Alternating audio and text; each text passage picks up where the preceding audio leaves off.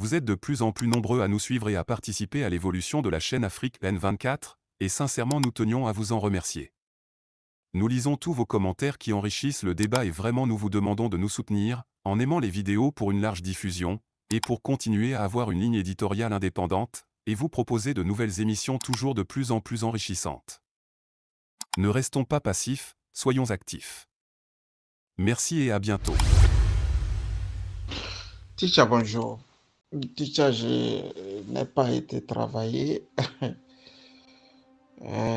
pour la simple raison que j'ai trop dormi et j'ai oublié.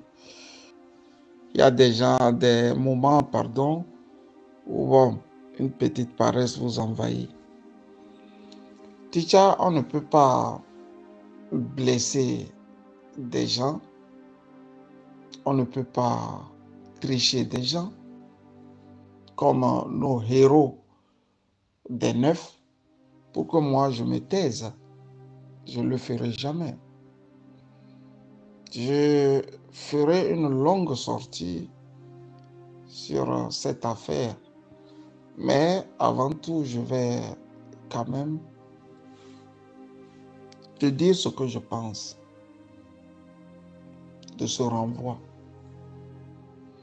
Ils étaient 9, mais je crois que c'est 7 qu'on a radiés définitivement, je crois. Je ne sais pas pourquoi. Il manque 2 à l'appel. Et je vais tenter de poser la question aux renvoyés, aux indésirables, c'est-à-dire Lucien Hunkali, Tosso Victor, Gaëtan Zoumaro et leurs petits amis de la diaspora ANC de l'extérieur. Déjà, tu sais, j'ai par le passé fait une sortie dans laquelle je louais ces gens-là. Ces gens qui ont la destinée des cellules, des partis politiques en Europe. Puisque je vis en Europe, c'est seulement des choses qui se passent en Europe dont je suis témoin que je peux dire, parler, lancer. Tisha, tu vis aux États-Unis et tu sais l'immensité du pays. En Allemagne aussi, c'est pratiquement la même chose. Comme les pays sont très bien bâtis, construits, on a l'impression qu'ils sont davantage plus grands. Alors que si tu vois la superficie de l'Allemagne, elle est plus ou moins comparable à celle du Congo-Brazzaville de Sassou Nguesso. Sauf que le Congo-Brazzaville de Sassou Nguesso a 3 millions d'habitants et l'Allemagne a 82 millions d'habitants. Et très malin, le blanc essaie de bassiner dans les oreilles des Africains qu'ils font trop d'enfants. C'est un autre problème sur lequel on va parler un jour. J'ai voulu seulement faire cette comparaison pour que tu puisses avoir une idée de ce que tous ces gens-là qui dirigent des sections des partis politiques en Europe peuvent connaître en termes d'organisation, en termes de réunions et autres. C'est pas facile. Mais moi, j'ai eu la chance de croiser ce travail que certains Togolais prennent sur eux de faire, que ce soit au niveau du PDR dans le temps, que ce soit au niveau du CAR dans le temps, au niveau du PNP et au niveau de l'UFC. Dans le temps, aujourd'hui pratiquement devenu ANC. La dernière fois, j'ai retrouvé les Victor Sossou et les Lucien Roncalli remonte à 2015. Curieusement, c'est hier seulement j'ai su que l'homme que j'avais vu tenant le micro et jouant au modérateur peu avant les élections de 2015 dans la ville de Wuppertal en Allemagne était bien Lucien Roncalli. C'est hier un ami m'a dit, mais Camille, tu dis tu ne le connais pas? Je dis si, il dit, mais tu étais là le jour de la venue de Jean-Pierre Fabre, flanqué d'Abbas Kaboua dans la ville de Wuppertal en Allemagne. Je dis oui. Celui qui modérait après Tchassanti Ali, alias Tostao, était bien Lucien Roncalli. Lucien, je te salue des deux mains et te dis que j'ai encore l'image du modérateur que tu étais. Et j'ai encore dans ma tête cette petite phrase que tu lançais tout le temps, que tu voulais donner le micro à quelqu'un. Tu disais toujours que Jean-Pierre Fabre n'aime pas trop qu'on l'appelle honorable. Pour te dire que il y a encore des phrases que je retiens de l'histoire quand je devrais passer mon baccalauréat. Je les récite pour te dire que j'ai encore une tête toute fraîche. Ce qui me marque peut rester dans ma tête plusieurs années. Ticha, ces gens sont venus à Wuppertal parce que leur patron allait aussi être là. Et j'ai pu voir comment ils étaient structurés. La délégation de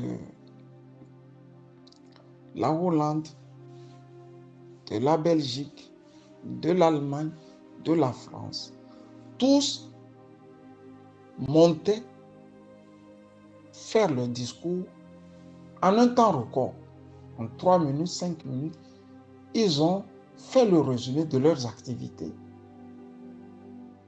et ils ont remis le micro à d'autres. Vraiment des gens de qualité. Et Ticha, je peux te dire que celui qui est sorti, comme on le dit, en pays Kotokoli, celui qui est sorti a toujours un petit plus.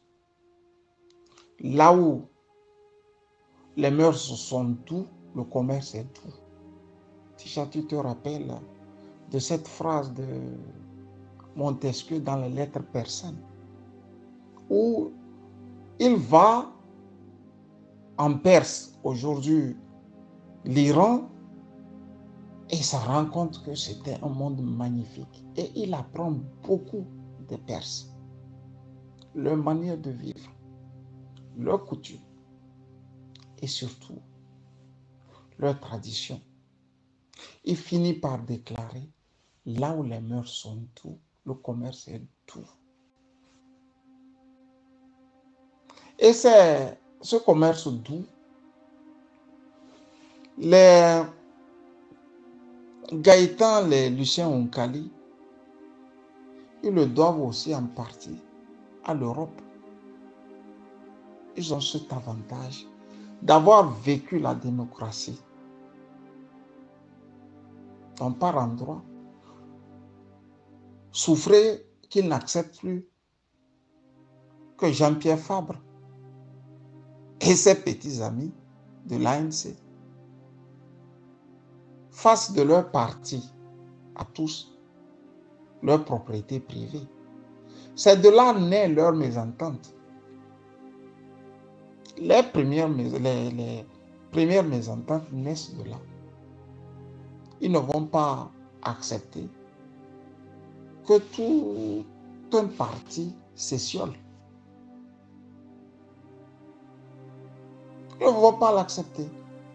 Ce n'est pas Isabelle Améganvi ou Jean-Pierre Fabre qui ne reconnaîtront pas que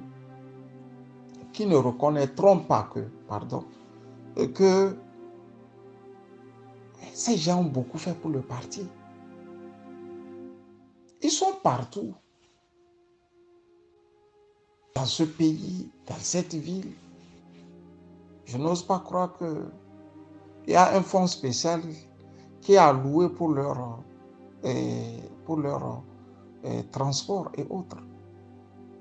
Ce que moi je sais, et je peux témoigner, il m'arrive d'appeler Gaëtan quand je l'ai plus longtemps au téléphone. Mais où tu étais? Non, j'étais en Belgique, j'étais en France. Il est toujours en train de partir quelque part à cause de l'ANC. Des fois, c'est sur des chaînes de télévision que nous le retrouvons en train de menacer ou bien en train d'être menacé.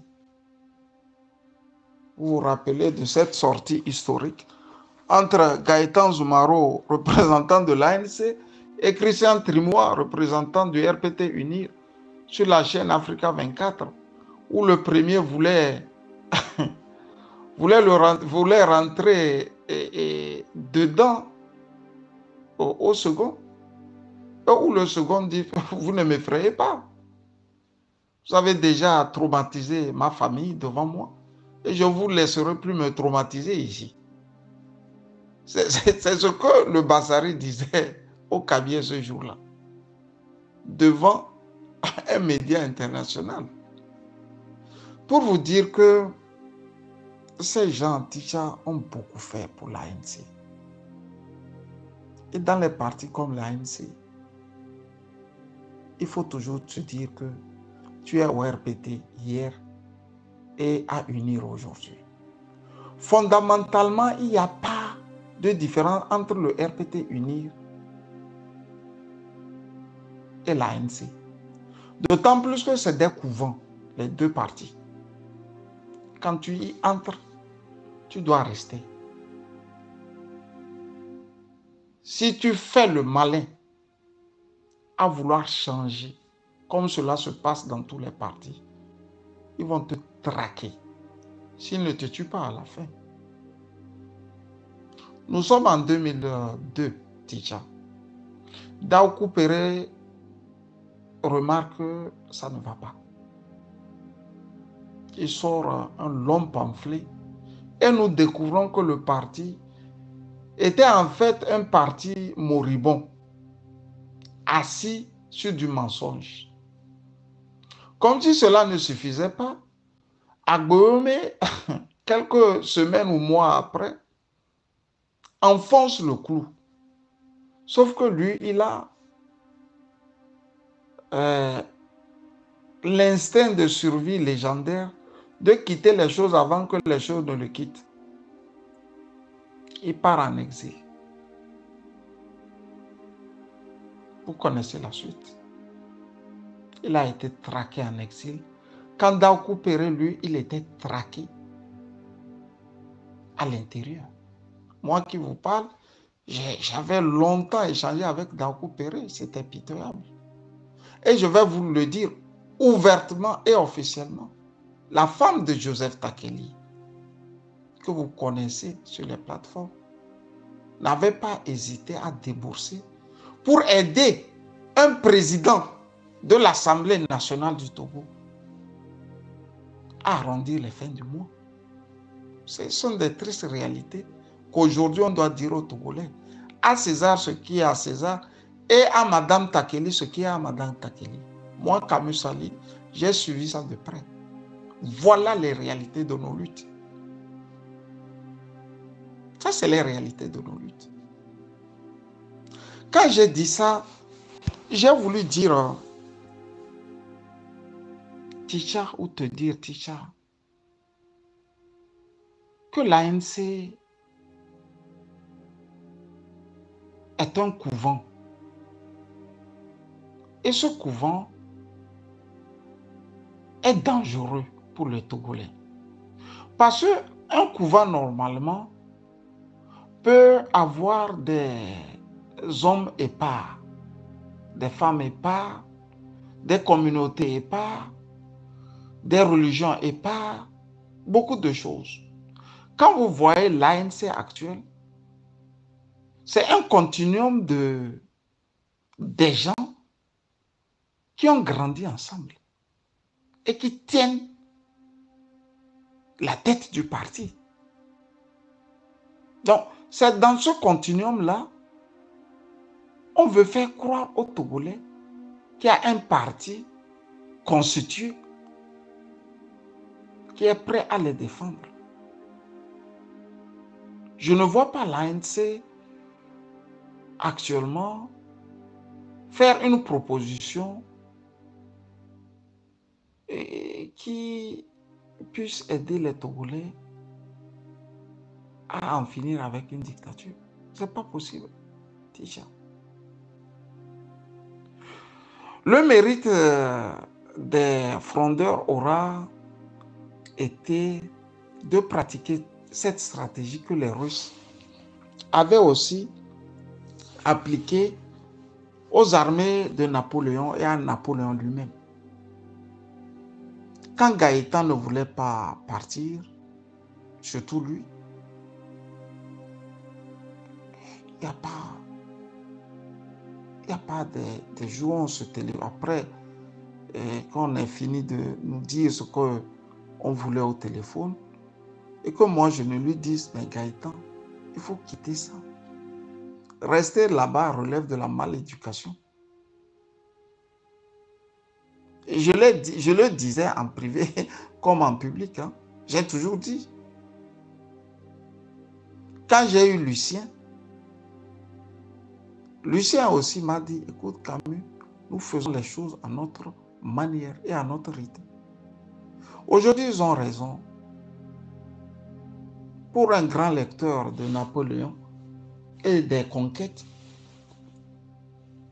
j'ai fini par comprendre qu'ils ont appliqué à l'ANC la stratégie que la Russie avait appliquée à Napoléon et à ses armées. Comment cette stratégie a consisté? Elle avait consisté à exposer proprement Napoléon et son armée. En quoi faisant? Quand les Russes ont su que Napoléon avait levé une armée de 600 000 hommes, ramassés dans toutes les armées européennes pour envahir leur pays,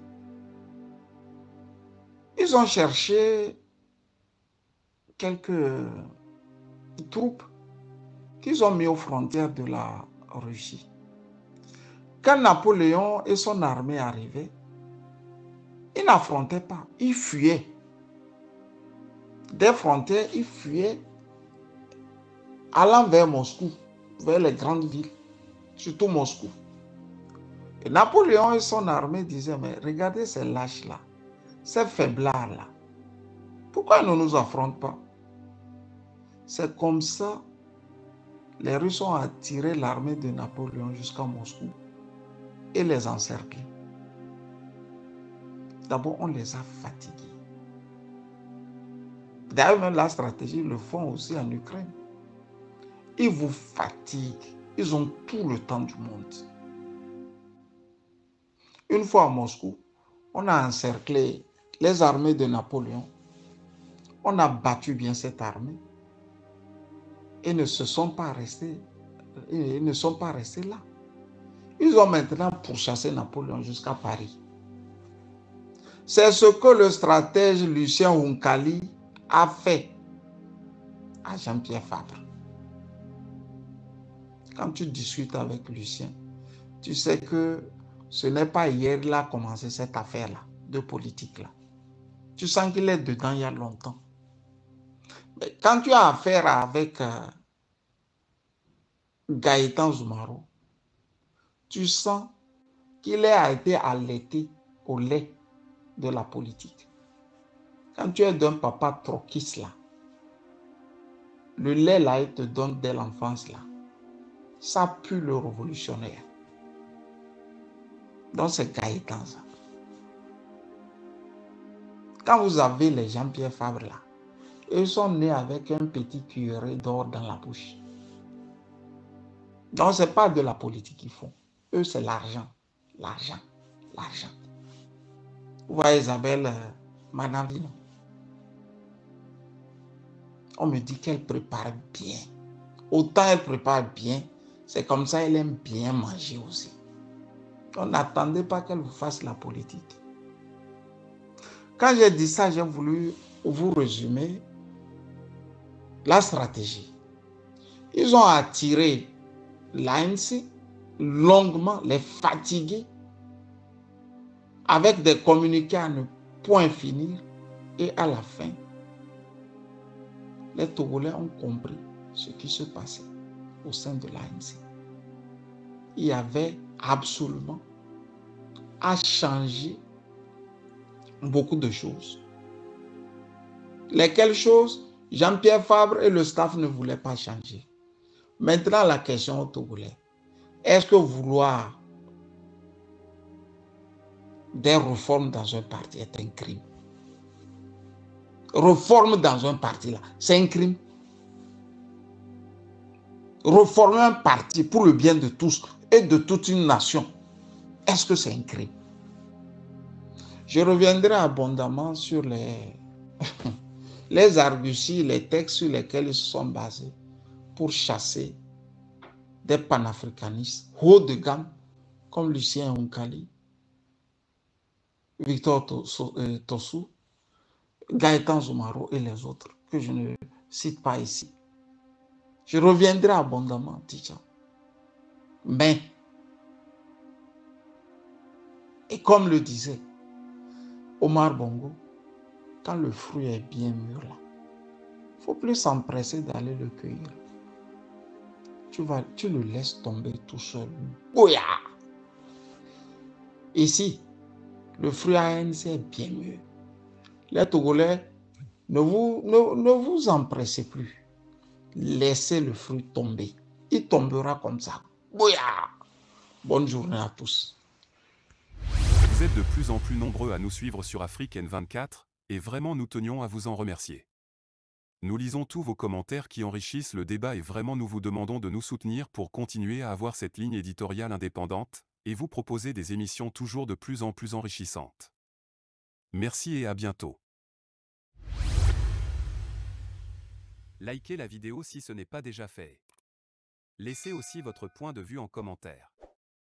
Abonnez-vous et cliquez aussi sur la petite cloche de notification pour ne rien rater de nos prochaines vidéos. N'oubliez pas de partager aussi la vidéo et de la liker.